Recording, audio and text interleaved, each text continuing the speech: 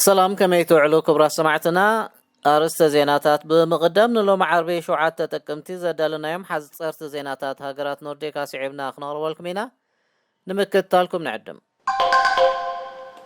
أني إرنو تعواتي تشلمات نوبل سنة صحف كلتا شعن عسران كلتان كوينا سلف ديمقراسي شودن ليبرالاوين هم منغستي كهلو كم زيداليو يقلت الله ሚኒስትራት ፋይናንስ አውሮፓዊ ሕብረት ኣብ ሩስያ ዘጸንሐ ተመርካስነት ነዳዲ ንምጉዳል ናይ 20 ቢልዮን ዩሮ ስምምዕ ከቲሞም ናይ ዚዮምን ካልኦትን ዜናታት ዝርዝራት ኣስዒብና ክነቕርበልኩም ኢና ደጊምና ንምክትታልኩም ንዕድም ፈረንሳዊት ደራሲት ኣኒ ኤርኖ ተዓዋቲት ሽልማት ኖቤል ስነ ጽሑፍ 2022 ኮይና ኣላ 82 ዝዕድሚያ ኤርኖ ብትብዓታን ብዛዕባ ውልቃዊ ትዝታ ብዘለዋ ኣገራሚ ርድኢትን እያ ነዚ ሽልማት በቂዓ ዘላ ቀዋሚ መጽሓፍ ኣካዳሚ ሽወደን ማትስ ማልም ትማል 5 ሰዓት 1 ድሕሪ ቀትሪ እዩ ስም ተዓዋቲት ኣበሲሩ ሬድዮ ሽወደን እዚ ዜና ዝፈጠሮ ጦብላሕታ መልኪታ ኣብ ከተማ ስቶክሆልም ኣብ ዝገበረቶ ዳህሳስ ካብ ኣንበብቲ እወታዊ ስምዒታት ምርካባ ገሊጻ ኣላ ብኦንላይን መጽሓፍቲ ኣብ ዝሸይጥ ትካል አድሊብሪስ አካዲ መሸጣን ዕድግን ዝኾነ ሳካራይ ሎቪድ ብዙሕ ኣይተገረምኩን ስም ኣኒ ኤርኖ ኣብ ሓፂር ዝርዝር ተዓወቲ ረቑሒናዮ ነርና ኢና ክብል ሓጎሱ ገሊጹ ኣሎ ሓፈሻዊ ምርጫ ሽወደን ካብ ዝካየድ 25 መዓልታት ሓሊፉ እኳ እንተሎ ካብተን 4 ሰልፍታት የማናይ ክንፊ ኣብቲ ብመራሒ ሰልፊ ሞደራትና ኦልፍ ክሪስተርሰን ዝቐውም መንግስቲ ዝሳተፋ ኣየኖቴን ዛጊት ከም ዘይተነፀረ ጸብጻብ ሬድዮ ሽወደን ኣመልኪቱ ሊበራላውያን ኣብ ዝቐውም መንግስቲ ንኡስ ቦታታት ከም ዝደልዩ ድሮ ግሉጽ ገይሮም ኣለዉ ዝኾነ ግና ብመሰረት ምንጭታት ሬድዮ ሽወደን ሰልፊ ዴሞክራሲ ንሊበራላውያን ኣብ መንግስቲ ክህልው ኣይደልዩን እዮም እዚ ዝበሃል ሓቂ እንተኾይኑ እዘን የማናውያን ቀፅሪ ዘቆማ ሰልፍታት ማለት ሰልፊ ሞደራትና ክርስቲያናዊ ዴሞክራሲ ሰልፊ ዴሞክራሲን ሊበራልን ዘለዎን ሓድነት ከምቲ ኣብ እዋኑ ፍሪ ምረጹኒ ዝበልኦ ኣይኮነን ማለት እዩ ክብል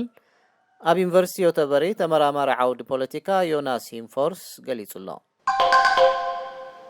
ኣብ ሽወደን ካብቲ ልሙድ ብርትዕ ዝበለ ምንቅጥቃጥ ምድሪ ኣብ ከተማታት ሳፍልን ኣማልን ተኸሲቱ ብዘይካዚ እቲ ክስተት ኣብ ከባቢአን ኣብ ዝርከብ ምዕራባዊ ገምገም ቀላይ ቫኔር ከም እተረኣየ ተገሊጹ ኣሎ እዚ ሸቕላ ዝፈጠረ ኣጋጣሚ ሎሚ ለይቲ እዩ ተኸሲቱ መጀመርታ እንታይ ምዃኑ ምርዳእ ኣቢና أرى بومبا زود غيز مثل نيرو كتبل تقماتيت كتما أمال زخنت إيفا آنوشون بي4 فارملاند قليت الله إذا من كتكات مدري أبا 19 كيلومتر عمقات مدري كم تخستن 3 ريكتر سكيل كم تعكنن أب يونيفرسيتي أبسالا تمراماري رعد مدري بيورن لوند راديو شودن حبير الله مس هارميني ميديا هم زلهم كبرى سمعتنا أمو داتا ሚኒስትራት ፋይናንስ አውሮፓዊ ሕብረት ነቲ ኣብ ልዕሊ ተፈጥሮኣዊ ነዳዲ ሩስያ ዝጸንሐ ተመርካስነት ንምጉዳል ናይ 20 ቢልዮን ዩሮ ስምምዕ ምብጽሖም ተገሊጹ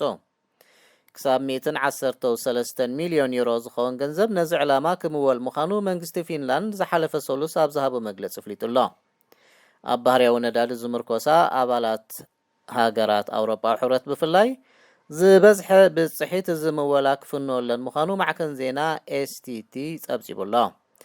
ዞም ሚኒስትራት ፋይናንስ ዝሓለፈ ሰሉስ ኣብ ከተማ ላክሰምበርግ ኣብ ተኻየደ ኣኼባ ቁጠባውን ፋይናንሳውን ጉዳያት እዮም ኣብ ስምምዕ በፂሖም ዘለዉ ትኾነ ግና ኣብዚ ሕብረት ዘለዋ ዝተፈላለያ ቅፅርታት እዚ ምወላ ብኸመይ ክመቃረሕ ኣለዎ ኣብ ዝብል ፍልልያት ከም ዘለዎን ኣገልግሎት ዜና ፊንላንድ ጸብጺቡ ኣሎ እዚ ዕደላ ንመጠን ሕፅረት ሰዓታት ተተኪሩ ክፍጸም ከም ዝግባእ ኣብ ሚኒስትሪ ፋይናንስ ፊንላንድ ቀዋሚት ምክትል ጉዳያት ኣህጉራውን ፋይናንሳውን ዕዳጋታት ሌና ሞርቲነን ኣተሓሳሲባ ኣላ እምበኣር ክቡራት ሰማዕትና ንሎም ዓርቢ 7 ጥቅምቲ ብሃርሜኒ ሚድያ ዝተዳለዉ ሓፀርቲ ዜናታት ዞባ ሃገራት ኖርዲክ ኣብ ዝተፈጺሙ ኣሎ ስለምክትታልኩም ኣዚና ነመስግን ሰላም ሃርሞኒ ሚድያ ዕለተ ልደት መርዓ መመረቕታን ካልኦት ኣገደስቲ ዝኾኑ ናይ ፈተውትኹምን መቕረብትኹምን ምድላዋት ናይ እንቋዕ ሓጎሰኩምን እንቋዕ ኣብቅዓኩምን መልእኽትታት ንምምሕልላፍ ዘኽእለኩም መደብ ጀሚርና ከም ዘለና በዝጋጣሚ እዚ ንኹልኹም ተኸታተልቲ ሃርሞኒ ሚድያ ንሕብር ንኹልኹም ፈተውትኹምን መቕረብትኹምን እንቋዕ ኣብቅዓኩም ንምባል ኣብ ትደልይሉ እዋን ሃርሞኒ ሚድያ ዕድል ከፊትልኩም ስለ ዘሎ ተጠቀምሉ